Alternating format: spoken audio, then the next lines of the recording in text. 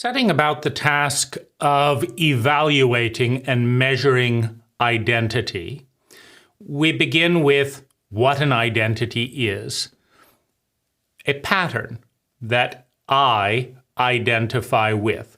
So the patterns of identity consist of thinking, feeling, speaking, doing, and being.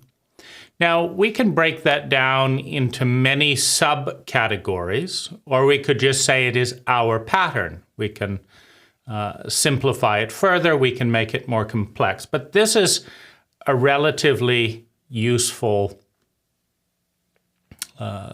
level at which to evaluate identity. And a pattern is a repetition.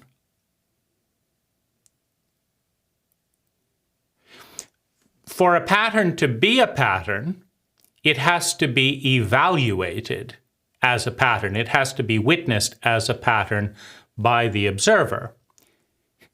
If no one can recognize the pattern, and there are a tremendous number of patterns that nobody recognizes, it's not a pattern as far as we're concerned, right? We call people crazy when we can't tell what they're talking about,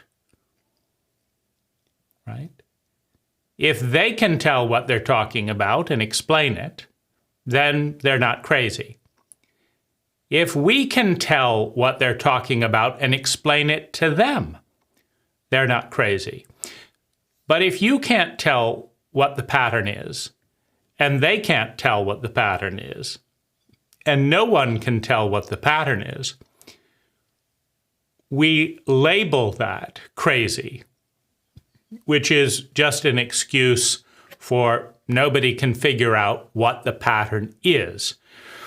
Now, there are many, if we look at the encryption industry, there are many who cannot tell what certain patterns are. An encrypted pattern is a pattern that the very best computers today cannot figure out the pattern. That doesn't mean there's not a pattern, meaning the highly encrypted transmissions that are going on in the world today between military and civilian computers are not crazy.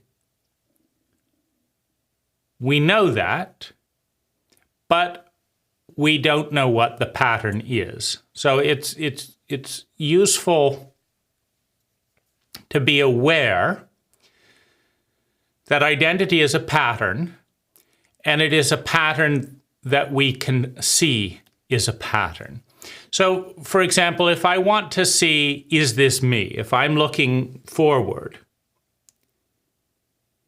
if I'm looking in the mirror and I'm saying, is this me? And this is me, that's not me. That's not what I do. That's not what I say. That's not what I think. That wasn't me at all, right? So sometimes that happens under the influence of psychedelics, sometimes under the influence of unusual situations. We just say, I can't recognize myself doing that. I'm the one that thinks this, says this, does this, etc. But a pattern is a repeating cycle that we recognize. We recognize the pattern, and so we say that is a pattern. And that's what an identity is. And the identity has different wavelengths. It has a pattern of thinking. It has a pattern of feeling. It has a pattern of speaking. It has a pattern of being, and it has a pattern of doing. Now, those are the dimensions we're looking at. That's what an identity is. It is a familiar pattern that references the past, the family. It's a cycle, and that's why identities are self-sustaining, meaning it's an unconscious pattern. An identity is largely unconscious. For this pattern, which you watched this pattern a few minutes ago, right? So a few minutes ago, when you first started watching this pattern, you observed certain familiar things. Seems to be a hat. The hat has a curved thing. The skin is lighter than the hat. There's a background of a forest. These are all patterns. Now you recognized those. You labeled them. And you recognize them again. You say, that's the same guy. The pattern has not been interrupted. That's an identity. What's his name? Well, that's an identity as well. It's a symbol of that pattern. The name is Dane. It's still Dane. It's still Dane. It's a repeating pattern. Why? It's an unconscious pattern. It's not evaluated. I could give myself a new name every second. So could you. Give me a new name every second. But for there to be an identity, a pattern that is recognizable, certain things have to stay stable. The hat's still the same size. The skin is still lighter than the hat. This is still visible. So is this. Dark. The jacket hasn't changed color. The sound, tonal. There's a lot of continuity going on in this moment with what was going on a few minutes before. The only thing that has changed are the specific words. The theme is still the same. We're still talking about identity. So a theme is an identity. A sentence is an identity. It's a pattern. And when you repeat the pattern, you say, oh yeah, that's the sentence I said before. That's the thought I had before. So the next thing to realize is that there is, if we measure identity, if we evaluate identity, and we realize that it consists of a recurring pattern of thinking, feeling, speaking, doing, and being. The first thing we can look at is coherence. For example, I think this, but I say this. I think, what a greedy pig. Look at you, you took the last piece of chocolate cake. And I say, oh, of course, you should have the last piece of chocolate cake. So I think this, I say this. There's a divergency in the pattern. There's not a lot of integration of the pattern. It's a diverging pattern. So one of the measures of identity is its level of integrity, its level of integration. With what? With itself. Right? Because if I'm going along with this pattern here, it's going along, and then I just go like that, then the thinking pattern no longer has integrity with itself. Like I've got two distinct patterns. There's the this, and then suddenly there's the this. So one element of integrity is continuity with itself. Do the thoughts have continuity with themselves? I am black, I am white. I am black, I am white. There's no continuity. I am white, I am white, I am white, I am white. Continuity. So the degree of integration with itself is one element, one face of integrity. Now, the other aspect to measure with integrity is with the other elements of identity. So we talked about thinking, feeling, speaking. If I think this and feel this, but say this, then we've got integration between the thoughts and feelings. I think this, and I feel this. There's integrity. But what I'm saying is this, there's divergence, a lack of integration. Okay, so there's the continuity of the integrity with itself. There's the divergence of integrity between the things. I think this, I feel this, I say this, but I do this. Now you have complete disintegration of the pattern. I've gone crazy. I've disintegrated. I've unraveled what? The pattern. I've lost integrity. Now, why is integrity important in the evaluation of identity? Well, think of it as a rope. So we have this strand, we have this strand, we have this strand, we have this strand, and we have this strand. Now, we can array these strands in various ways. I can put this strand here, and this other strand can be at cross purposes. I can put this strand and this strand here, and this strand and this strand here in tension, in opposition. Meaning you can think of it as 5 individuals. So as 5 individuals, distinct patterns of energy, if we all pull or we all push, let's say there's a stalled car and we want to get the car moving to jumpstart the car with a clutch, right? So we all 5 push on the car. And we 5 people can usually get a car going, even if there's a little bit of a hill. So we get the car going and the car starts. So there's power in integration, in integrity. Now, if by contrast, one person is on the right side of the car and is trying to push the car to the left, and the other's on the left side trying to push the car to the right, one person's in the front, one person's on the back, and one person's on the top trying to push the car, jumping up and down in the car. Well, suddenly the same 5 people, disintegrated, discoordinated, can't make any headway. The car is not moving, so the car isn't starting up. So now you have 5 patterns of energy working at cross purposes, out of integration, not getting anywhere, but they're spending a lot of energy to go nowhere.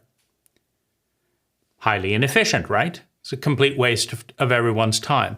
Well, the same happens within.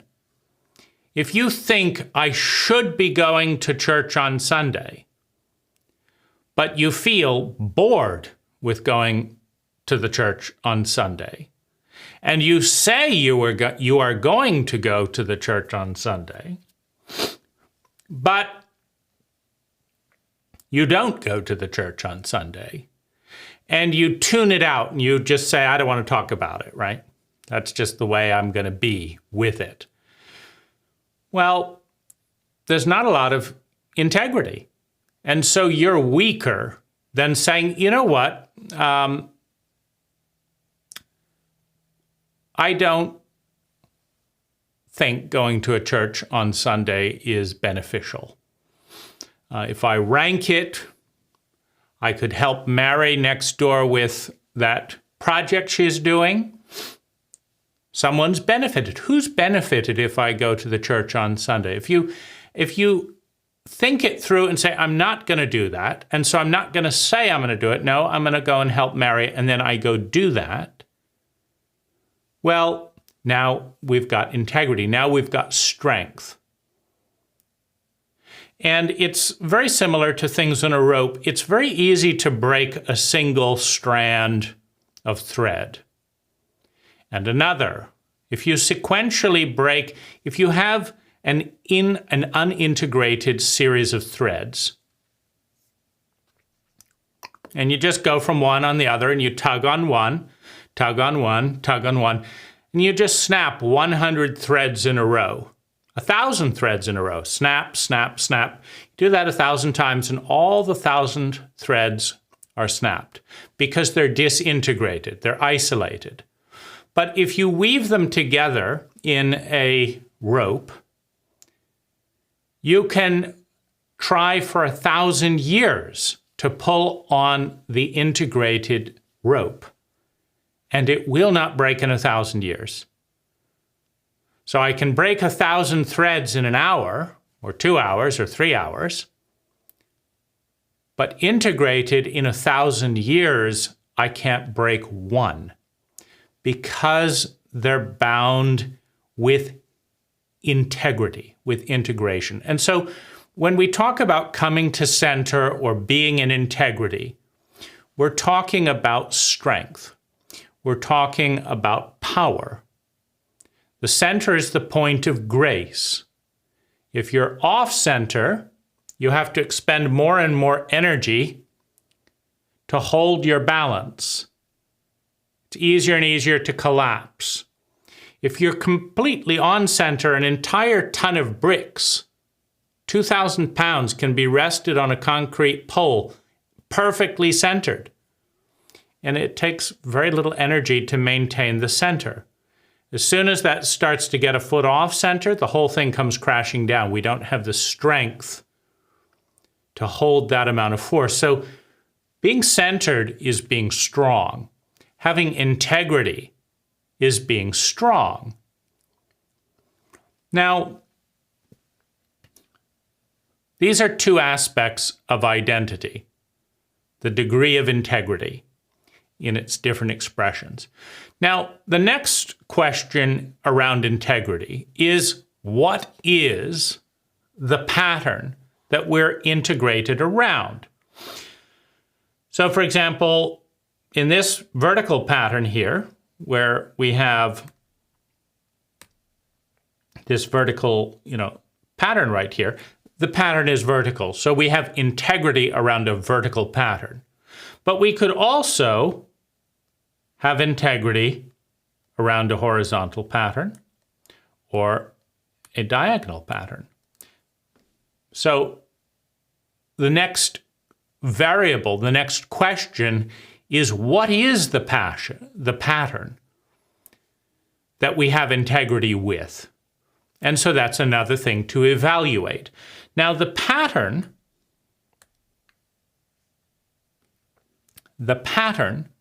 of thinking, feeling, speaking, doing, and being produces a probability field. Every pattern of thinking, feeling, speaking, doing, and being produces a probability field in a particular environment. For example, the pattern of thinking, I'm going to pour muriatic acid on concrete. That's a pattern of thinking. You saw the pattern. I saw it. The feeling, that's a good idea. I like that, so I'm going to go do it. The action, I get the acid. I walk out to the sidewalk, and I undo the cap, and I pour muriatic acid on the concrete. And the being is the part that is holding that all together, thinking, feeling, speaking, doing, and being, right? We need to have a body. We need to have time. We need to have space. All the frequency of atoms and stuff that are the pattern that is the body, the pattern that is our presence. This is the pattern of being. Without that, you can't think, you can't feel, you can't speak, and you can't do something. So the being is kind of unspoken, but it is familiar, like the structure, the nose, the sound of the voice. We don't think of those as actions, so we have to call them something. But so that's in that very broad category of being. So we've now poured acid onto concrete. Now, 99.9% of the time when you pour muriatic acid onto concrete, there will be a bubbling sensation. The acid will turn a bit yellow. There will be a foul, acidic vapor in the air. And the concrete will dissolve. That's what happens almost always. Now, why almost always? Well, sometimes there's a bit of grease on the concrete, and the acid doesn't interact with the grease the way it interacts with the concrete. Sometimes the concrete is cheap concrete. Very little Portland cement was put in there, and a lot of it is sand, and the acid doesn't respond to the sand. Or it's exposed aggregate concrete, and you get the idea. There's a variation, but in general, you pour acid on concrete and the concrete dissolves. That's what happens. That's a pattern of thinking, feeling, speaking, doing, and being that creates a probable result.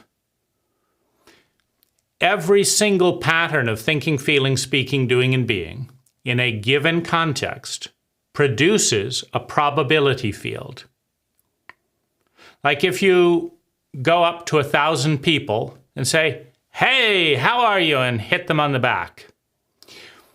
Some of them are going to respond warmly.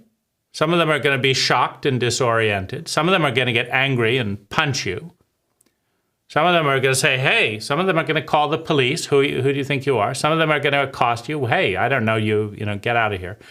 There's a probability field of what will happen if you go up to 1,000 random strangers and hit them on the back with a good, let's say, 20 pounds of heft and say, "Hey."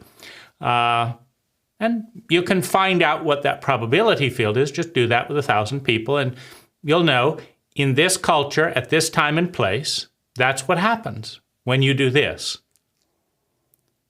So every pattern of thinking, feeling, speaking, doing, and being has a probability field in a given context.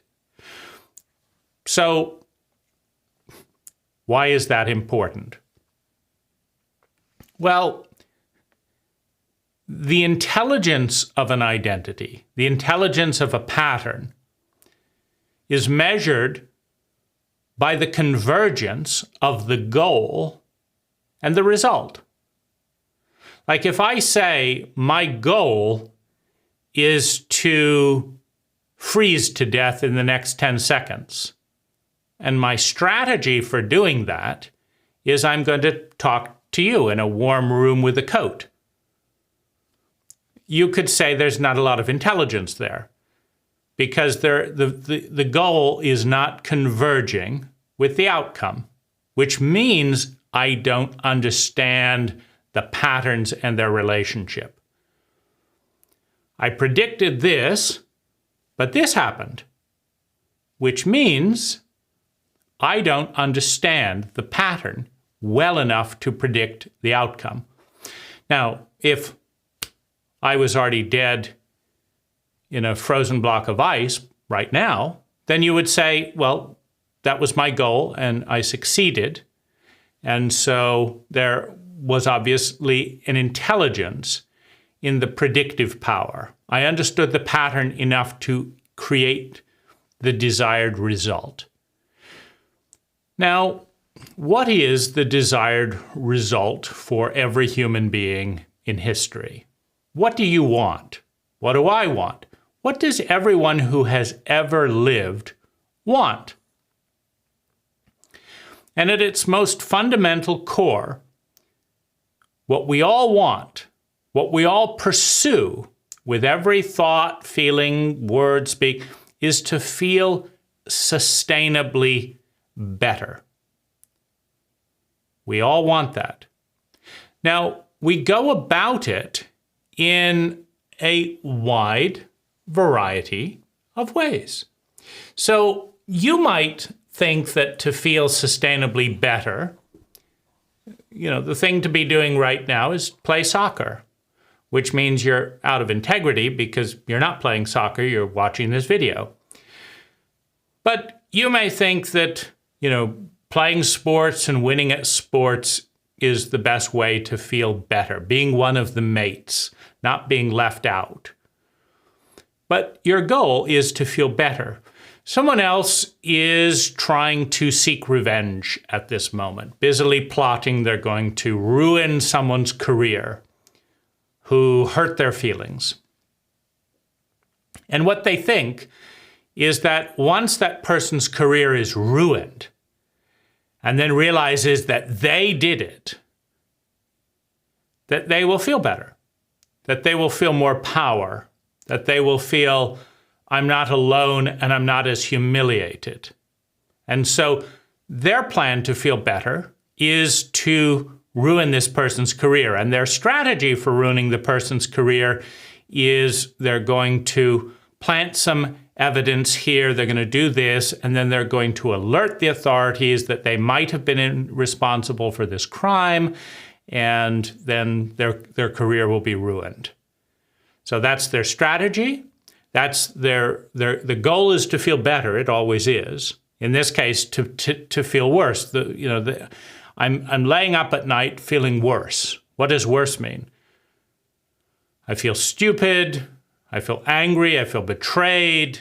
I feel hostile, and I don't think I can do anything about it. And that just drives me nuts. And so I do it all over again, and I'm going round and round. And so we ask ourselves, well, what could we do to feel better? And the answer is, I'm going to make them pay.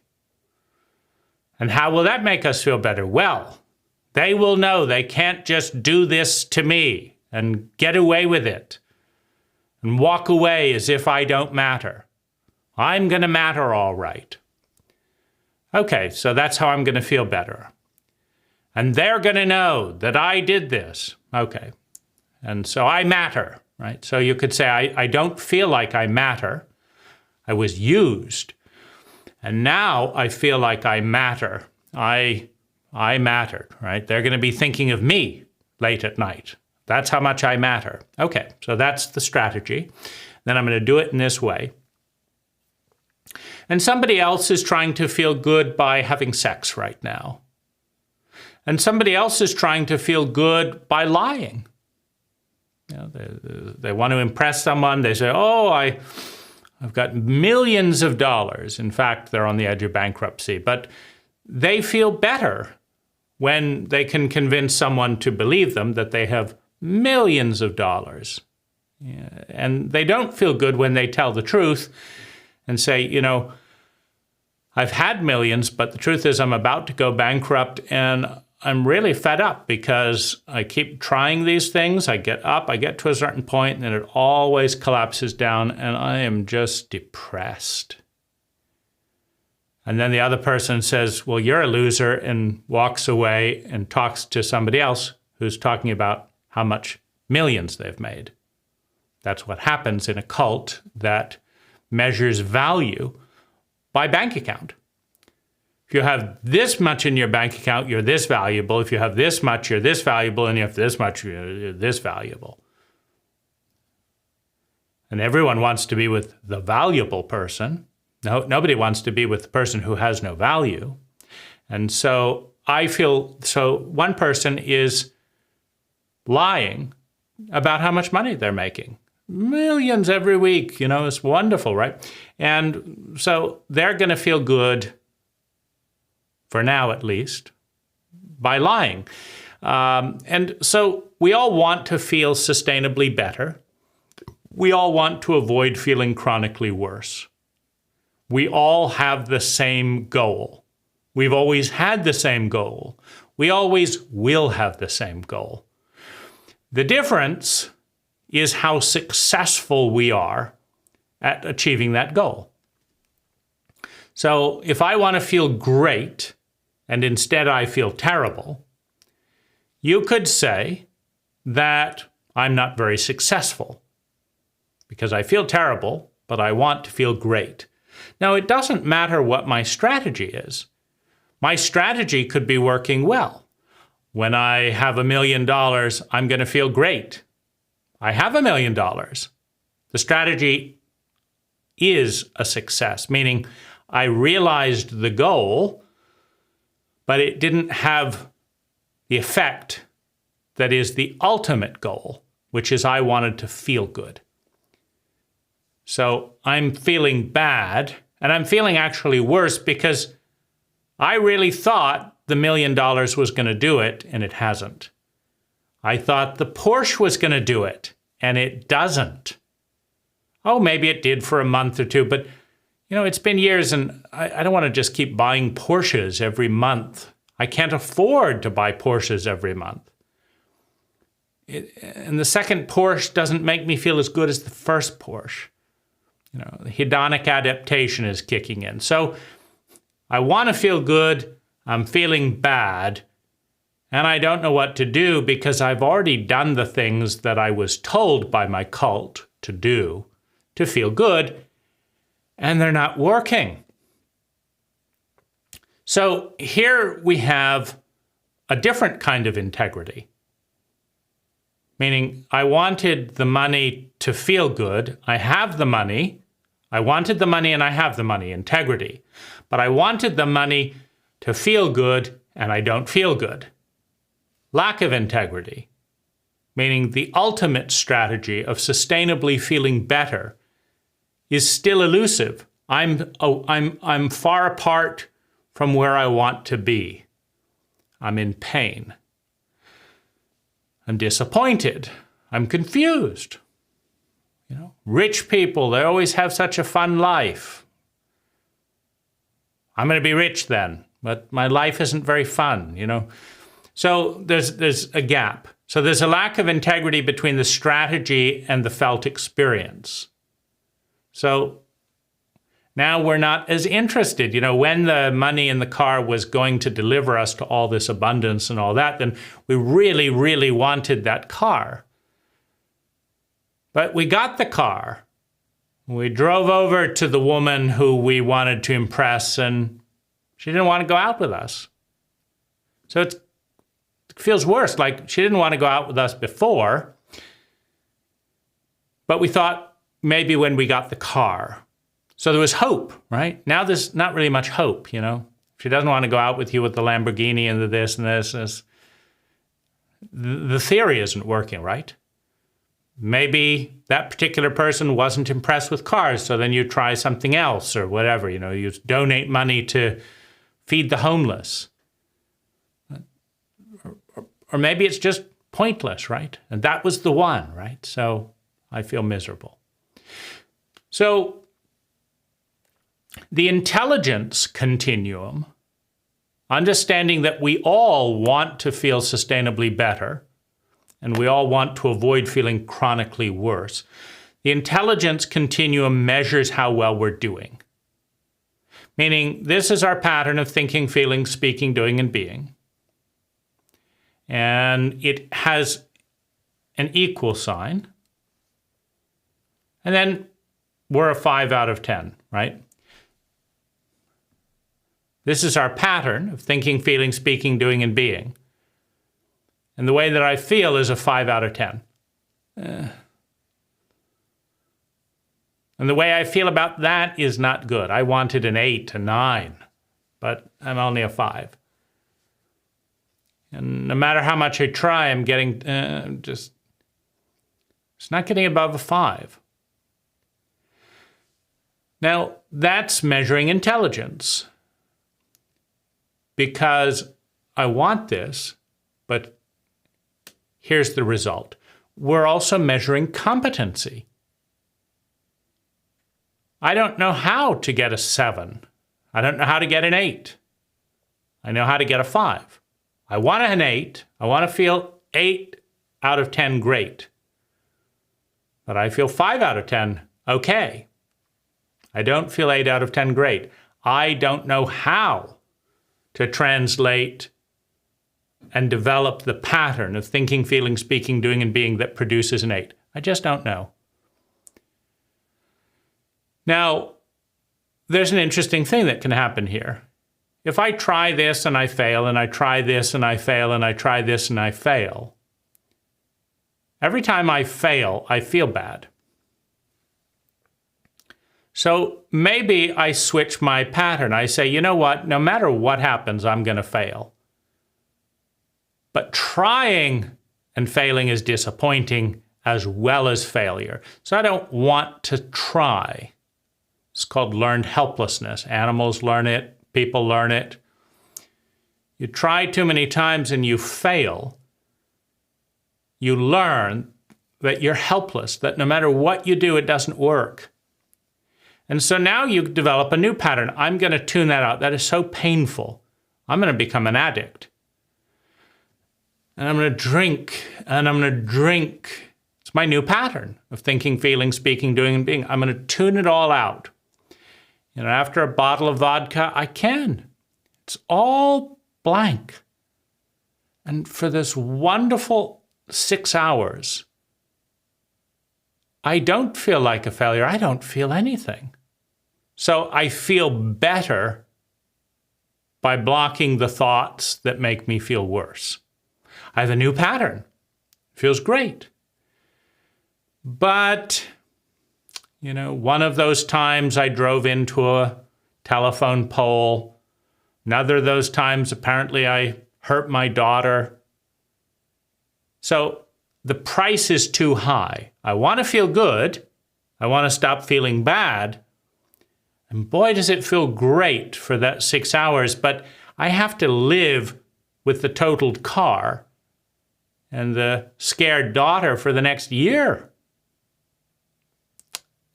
The net return isn't very good. So we're talking about competence. We're talking about intelligence. At the peak up here, we have success. Up here, we have competence and success. I want to feel good, and I do feel good.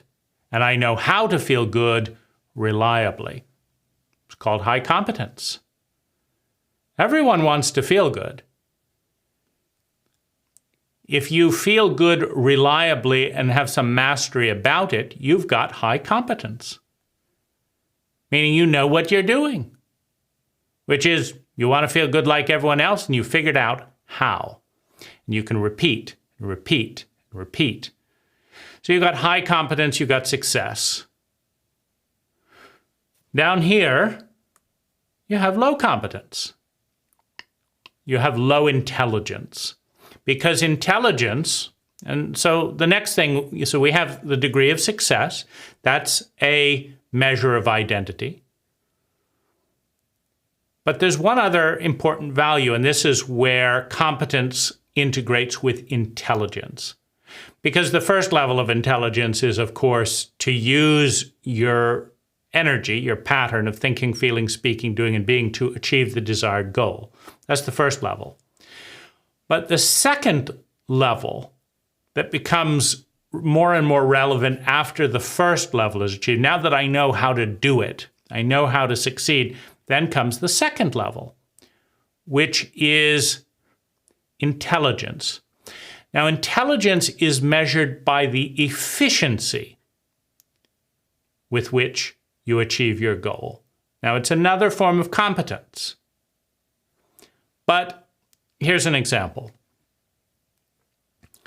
Let's say you get up to an 8 or a 9 in sustainable well-being because of what you're thinking, feeling, speaking, doing, and being. You're up there. But it's taking a lot of work. You're working 16 hours a day. If you miss one thing, you're collapsing. You're spending $1 million a year. Going to therapy, flying in private jets, going on vacation here, giving gifts to this, doing this like this. You're spending $1 million a year.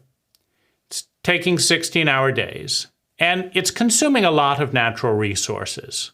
Well, there's the 1 million pounds of jet fuel every year to start. Then there's the deforestation for your third mansion. Then there's this. Then there's the, all the natural resources used for the 3-car garage. Then there's this, there's that. There's all the lights that are left on and all this stuff. So it's consuming a lot of natural resources. So intelligence measures the efficiency, is measured by the efficiency with which time, money, and natural resources are transformed into sustainable well-being. So if we go to another example, you're working 16-hour days, you're spending $1 million a year, you're consuming 3,000 trees a year, 1 million pounds of jet fuel a year, etc. This is the cost of hitting an 8 in sustainable well-being. You're able to keep to an 8 most of the time. That's your average. You dip down to a 5 sometimes. You go up to a 10 times time, but it's averaging at an 8. It takes you 1 million pounds of jet fuel, $1 million, 3,000 trees, 2 houses, this, that, 16-hour days, and you can, with that amount of energy, you can generate an 8 out of 10 in sustainable well-being. So good on you. You've got above average. But now we pivot to a monk. And a monk is meditating, sitting in silence in one room, is not spending a single dollar, is not cutting down a single tree, and not even 1 pound of jet fuel a year. And the monk is up at a 9. Tunes into the bodhisattva, tunes into the transcendent state, gratitude,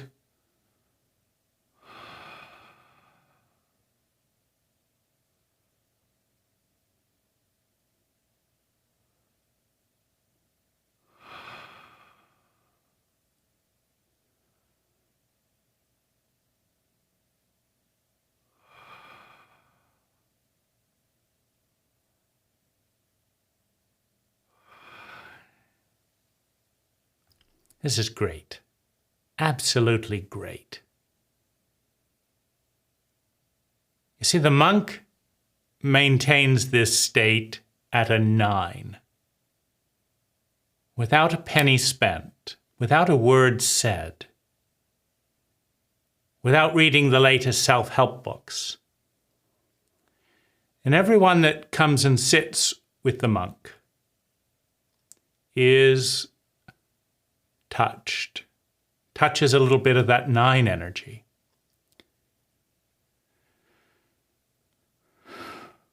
Who's the most intelligent? Intelligence is measured by the efficiency with which energy, time, money, and natural resources is transformed into sustainable well-being. The monk is more intelligent. They conserve more energy to have higher yields in what we all want. Now, of course, the cult, which includes consumer advertising, has got to obscure this fact. Because if people know that bliss is a few closed eyes away, and that no amount of Nike sneakers can deliver that amount of bliss, Nike is going to go out of business. And if Nike goes out of business, it can't feed advertising into the media business. And in a cult that tells people that they're entitled to free stuff, without the advertising business, there's no media business. And so the entire economy, frenetically buying, making, and acquiring things, starts to unravel, unless we can obscure the fact that the monk is more intelligent than the business executive, jet-setting around frantically, spending all this money, having all these houses, which means all these houses to have to hire house cleaners to clean, and all these houses to have gardeners, and all these. If we obscure that truth, then the entire frenetic economy can continue with its deforestation and all of the various ramifications.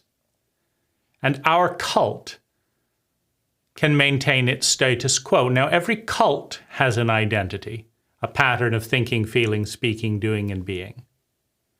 And the cult generates a certain amount of sustainable well-being for a certain percentage of its people.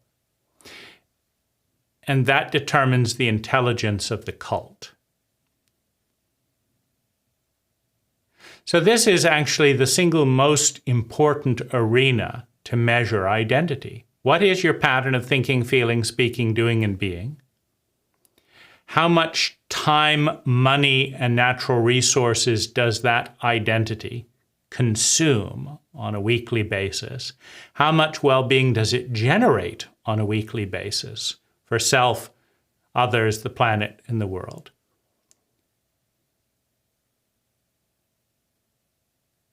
That's the ultimate measure of intelligence. That's the ultimate thing to pay attention to. That probability field.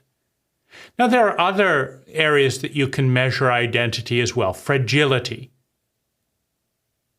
An identity that collapses with the most minor pressure. This is who I am. I think this, I feel this. That happened. Now I'm collapsed, right? The pattern is broken. Fragility of identity. Sustainability of the identity. I keep working so hard to maintain this identity, this pattern. But every year I'm tireder. That's an unsustainable identity. And if I'm more tired every single year, then ultimately I'm going to be too tired to maintain this identity. It's not sustainable. If every year I cut down 1,000 more trees than I plant, and I depend on those trees for oxygen, ultimately it's an unsustainable identity. So we have the fragility of identity, we have the sustainability of identity. We have the capacity of the identity. Every pattern of thinking, feeling, speaking, doing, and being has certain capacities, can achieve certain things. For example, if I have a running identity and then suddenly there's a need for running, I can do that.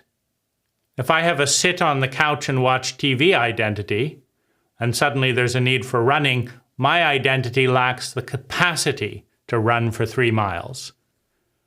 It's not capable. That identity is not capable of a 3-mile run. But this identity is. This identity is not capable of responding to sexual abuse. This one is. This identity won't help a friend. This one will. Every pattern of thinking, feeling, speaking, doing, and being has within it capacities that are useful in some situations for what? For creating sustainable well-being, and are not useful in certain patterns, in certain environments for creating sustainable well-being. Every pattern, every identity has uses in a given environment that are not relevant in other environments where they're relevant. I know how to hoopla dance. Your boss, so what? I know how to stand on my head for an hour. So what? You see, those types of balancing things might become relevant if you're in a circus, but not in an office, right? And so you have the relevance of the identity for the natural environment and the cultural environment. Now, you also have in the cultural dimension an important metric, which is, are those the same or how different they are? For example, in the natural environment, if you know how to build a house, your well-being goes up.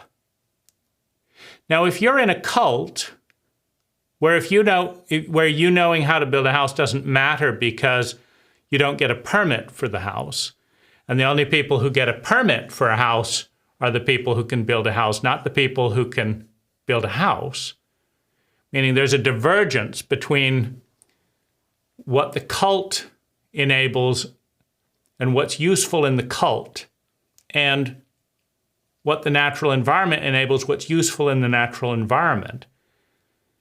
You start to see a tension between the culture and physics.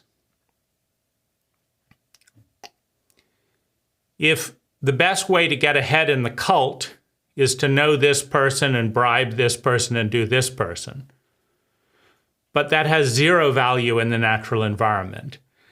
And the best way to create well-being in the natural environment is to build a house and build a fire and cook food. But you don't know how to build a house and cook fire and build a fire and cook food because your cult doesn't value the things that are useful in a natural ecology. It only values politics, weaponry, fear games, etc., which do not increase well-being in a natural environment.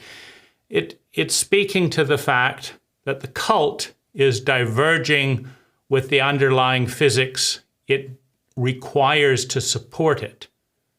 So the cult is becoming less relevant to its people, less efficient less intelligent at creating sustainable well-being.